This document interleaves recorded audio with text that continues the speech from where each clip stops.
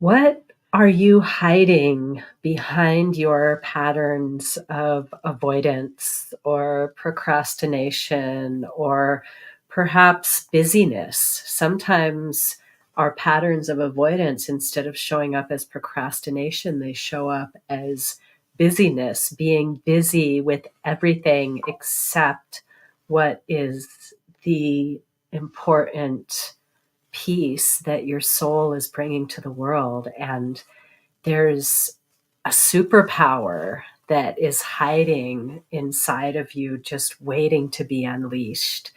Um, I have noticed as we're gearing up for the Chinese, or I guess it's the Lunar New Year of the Dragon, to avoid talking about Chinese when there are actually many Asian cultures that celebrate this Lunar New Year of the Dragon. And I've been experiencing a lot of stuff coming up that needs to be purged. The power of dragons is purging, purifying, and manifesting, creating from your vision into the world. And so this Lunar New Year is coming up on the 10th of 10th February. of February. And we have some other traditions that are coming at the same time that are all in alignment with this, the new year of the trees, Imbolc, all of these this is the seasonal time that is like the true new year. The time that we have been in has been a time of deep reflection. And like I said, a lot is coming up for me to be purged. And I believe that is because it is time. This is an opportunity. The wood dragon, the dragon of trees, of forests, is calling forth this vision that we've been fulminating. What's the word? Fermenting. Fermenting. It's time for it to be birthed into the world. The dragon energy is here to support you in bringing something into the world. So what is that? I want to hear from some of you out there. What have you been experiencing as we gear up for this next new moon that's going to herald the year of the dragon? And we can come out of hiding. But I'm finding that there's this part of me that wants to keep hiding as long as possible. And there's this other part of me that feels shame and guilt because I'm hiding something that I know needs to be brought forth into the world. So I'd love to hear from some of you. What is the pattern that's showing up to be cleared, transmuted, transformed with the energy of the dragon? And Madeline had a really fun metaphor come through. We're going to keep this short and sweet. Yeah. So share your takeaways.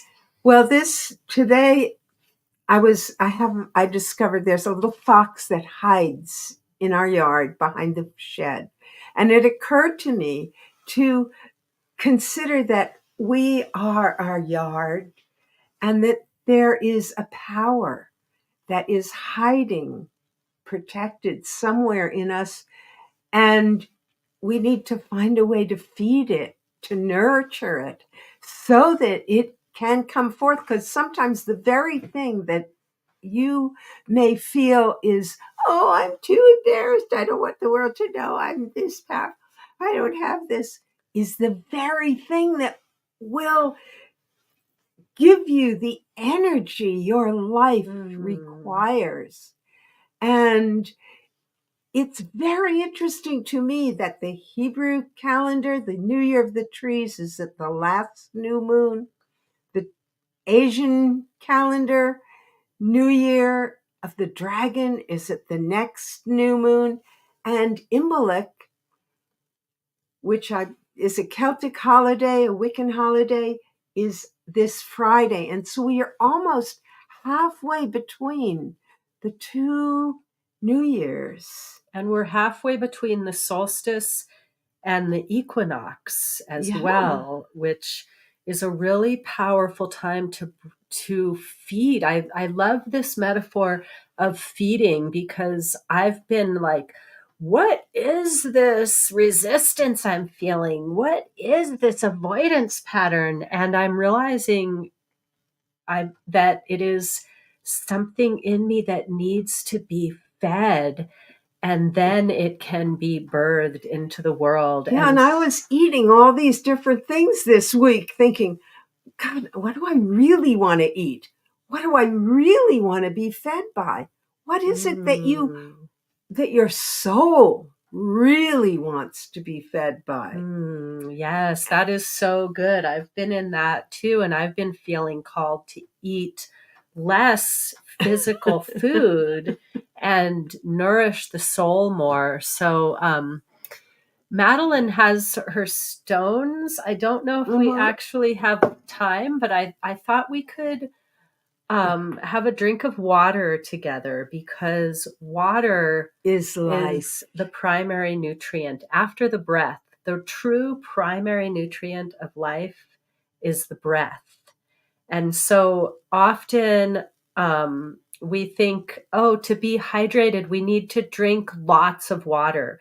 But really, to be hydrated, we need the right balance of water and minerals, electrolytes, and glucose so that our body can absorb it.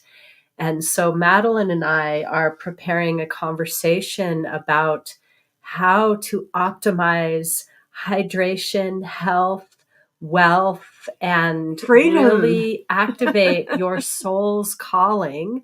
And we don't have enough time to really talk about it today. So if you want to hear more about that, comment vision, and we'll call in more conversation around this vision that we have. And in the meantime, Kira's going to bring us take a breath with me.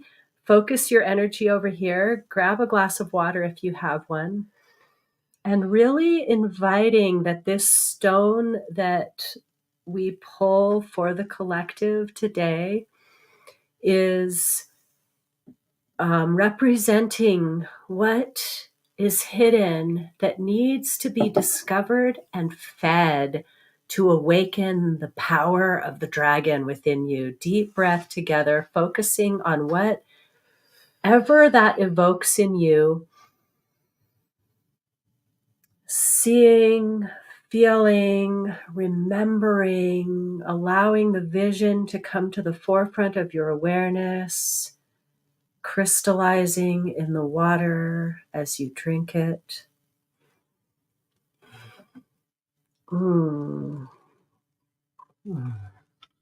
And I was called right away to this heartstone, which is like right away evoking exactly what we've been talking about. It's like the stone is in your heart, waiting to be unearthed, waiting to be dug out. Think of how diamonds in the rough don't look so pretty, but they go under the earth to be pressurized, to be born into something so precious, so rare, so beautiful that it is just highly desired. And that's what you carry within you. And now I want to hear what Madeline says about it. Well, this is really interesting because I don't know if you can see this, but it's actually a green. And do you see kind of the webby looking part, especially on this side? Do you see how that looks like the breaking waves of an ocean? I thought it looked like feathers, like angel wings, but I do see that now. I do see that now. It looks like the way waves foam up as they're hitting a shore. And again, it's one of the things with water is it's always calling you into its depths. And we are water. The depths of who we are is in the oceanic center of our being. Mm. And it's important at this time to be willing to dive down into that depth and see the amazing life that you have hiding there that is waiting for you to bring it up and nourish it. I love that so much. I'd love to hear from some of you what was evoked in that really quick little ritual practice that we did with you today. Madeline and I are going to run off to our writing group because that's one of the things that we love to do together. Yes. And that we pledge to do and to feed is our own creative essence. So I'd love to hear, what are you pledging to feed with your energy, with your thoughts, with your words, with your actions, and maybe with your food? And with your heart, because it is, this is the one thing about that rock, is it is a heart rock. And so it's talking about the importance of whatever you feed has to be in alignment with your heart. Yes. Or it's bullshit. If it isn't aligned, it isn't for you. It's someone else's dream, someone else's vision. Yeah. So we'd love to hear, whether you're here with us live or on the replay, we want to hear from you. Let's make this a conversation, and we'll see you again next time. Next time we choose to come together and have time.